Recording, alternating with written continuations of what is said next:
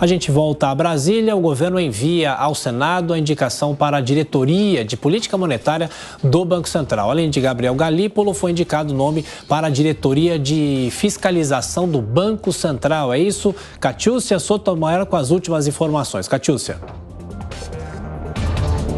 É isso, Thiago. Ailton Aquino dos Santos é o nome para a diretoria de fiscalização do Banco Central, que foi enviado pela Presidência da República para a sabatina aqui no Senado Federal. Ele já é servidor do Banco Central e foi chefe do Departamento de Contabilidade, Orçamento e Execução Financeira.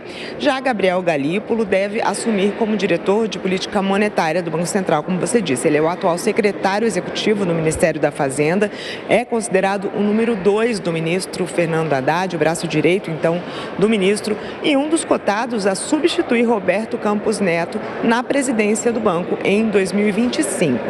Os nomes não devem sofrer resistência aqui no Congresso Nacional. A sabatina com senadores deve ser simbólica, pois, segundo o governo, são nomes técnicos e com boa relação com líderes partidários e com os presidentes da Câmara e do Senado.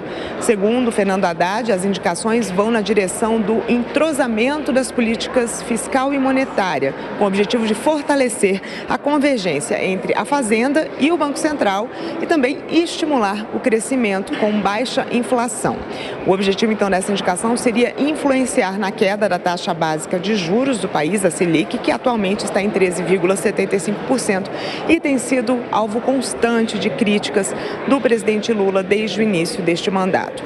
Os novos diretores vão compor o Comitê de Política Monetária, o Copom do Banco Central, que é o comitê que define a Selic. Galípolo, inclusive, assim que indicado, declarou: todo mundo quer baixar os juros. O economista também foi eleito este mês presidente do Conselho de Administração no Banco do Brasil, mas ele deve deixar o cargo ao assumir a nova função no BC. Só para concluir, Galípolo também foi grande articulador do arcabouço fiscal, cujo relatório foi apresentado agora há pouco aqui no Congresso Nacional pelo deputado relator Cláudio Cajado, que debateu os ajustes no texto final com lideranças partidárias na noite de ontem. A gente também acompanhou. Cajado, inclusive, falou que, por se tratar de uma lei moderna, contemporânea, é preciso deixar de lado o nome arcabouço e trocar por regime fiscal sustentável. Ele falou isso várias vezes. O texto prevê o aumento real, ou seja, acima da inflação, do salário mínimo e o pagamento do Bolsa Família garantidos mesmo se o governo descumprir a meta fiscal. E inclui sanções para reajuste a servidores e novos concursos, mas não prevê, por exemplo, punição para o presidente da República. Não haverá inclusão de crime de responsabilidade no texto. Então, essa sabatina deve acontecer no Senado, ainda não há data marcada, mas a gente vai acompanhar. Eu volto Sem com vocês. dúvida. Catiúcia Sotomayor de Brasília com as últimas informações. Diogo Schelp, o Senado deve confirmar esses nomes da indicação? Dificilmente o Senado faz alguma restrição a isso, né? Dificilmente há uma restrição na votação, na aprovação de indicações como essa. É óbvio que pode haver ali um questionamento, uma discussão, um debate, a querer uma apresentação da visão, mas a aprovação deve acontecer, até porque ele tem, de fato, um perfil técnico, ele tem o conhecimento necessário para o cargo, mas obviamente, uma sinalização do governo do que pode vir a ser, inclusive, a sucessão de Roberto Campos Neto no Banco Central. E essa pressão, então, pela redução da taxa básica de juros, ela deve vir mais forte a partir da metade do governo Lula.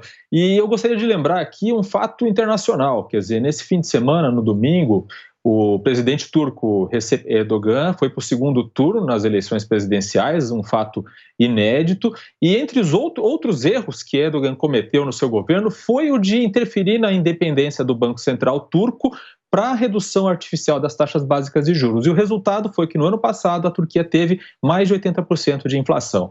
Então é bom sempre lembrar o risco de se buscar, né, uma redução artificial da taxa básica de juros. Beraldo. Pois é, eu fico abismado com essa indicação técnica de alguém que vai a uma feira do MST confraternizar com invasor de terra. Alguém que vai assumir o comando da diretoria das mais importantes do Banco Central não pode ter esse tipo de relação com pessoas que quebram a lei. Só falta ele chegar lá e querer defender que o MST é o grande produtor de arroz do Brasil e todas essas mentiras que vêm sendo repetidas pelo governo. Banco Central independente exige que os seus diretores sejam pessoas sem esse tipo de vinculação com quem quebra a lei. Não é para abraçar e ficar fazendo festejo para dono de banco, também não é para abraçar e fazer festejo para quem quebra a lei. Mas, infelizmente, isso para o governo Lula é o normal.